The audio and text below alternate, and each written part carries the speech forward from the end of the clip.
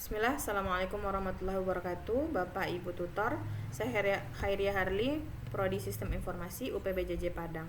Baiklah, saya akan fokus presentasi Pancasila ini pada perkembangan Pancasila dari masa ke masa.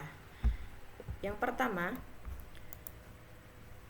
itu di era kemerdekaan. Tantangan Pancasila di sini adalah membuktikan dirinya sebagai perekat bangsa yang baru merdeka dari berbagai macam disintegrasi, dan ini adalah upaya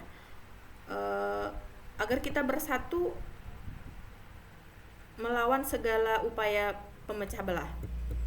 Kemudian era RIS, di sini kita bisa mengambil pelajaran bahwa sistem yang terlalu bebas itu yang tidak berakar pada nilai luhur bangsa akan menyebabkan ketidakstabilan dan kekacauan politik.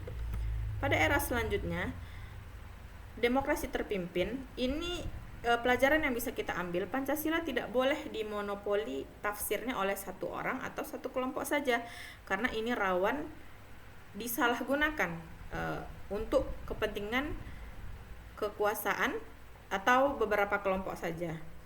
Kemudian pada era Orde Baru, ini Pancasila sangat disakralkan lewat program P4, namun lama-kelamaan sebagai alat legitimasi kekuasaan otoriter. Nah, pelajaran yang bisa kita ambil yaitu indoktrinasi itu mematikan esensi Pancasila, karena indoktrinasi yang kaku, tidak disertai dengan analisis yang tepat, itu akan kehilangan makna sejatinya dan hanya akan menjadi alat pukul politik saja. Nah, ini adalah zaman sekarang reformasi. Pelajaran yang bisa kita ambil dari zaman ini, Pancasila itu harus mampu beradaptasi sebagai ideologi yang terbuka, sekaligus menjadi filter nilai di tengah arus kebebasan dan globalisasi agar kita tidak kehilangan jati diri bangsa. Nah, kesimpulan dari semua presentasi yang saya paparkan tadi, Pancasila itu yang pertama adalah resilient, yaitu tahan banting. Pancasila itu terbukti tahan banting melewati berbagai zaman dan ancaman, baik dari luar ataupun dalam. Kemudian dia rentan disalahgunakan. Pancasila rawan disalahgunakan untuk kepentingan dan kekuasaan jika sebagai rakyat kita tidak kritis dan misalnya hanya pasif. Kemudian dia relevan.